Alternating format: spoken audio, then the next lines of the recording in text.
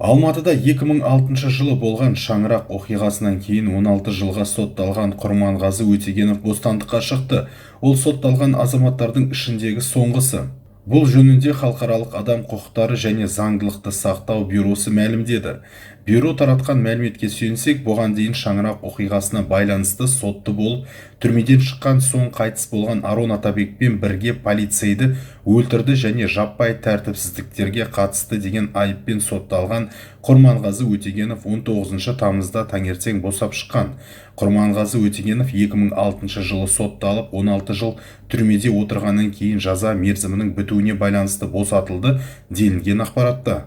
2006 жылғы оқиғадан кейін Өтегенов бірінші 16 жылға сотталса, 2013 жылы түрме әкімшілігінің заңды талаптарына бағынбады деген желеумен жазасына тағы 2,5 жыл қосылған. Естеріңізге сала кетейік, 2006 жылы 14 шілдеде Алматы полициясы арнайы жасақпен бірлесіп үйлерін бұзуға қарсы шыққан Шаңырақ ауылының тұрғындарын күшпен таратпақ болған. Қақтығыс салдарынан полиция қызметкерлерінің бірі Әсет Бейсенов тірідей жанып кеткен.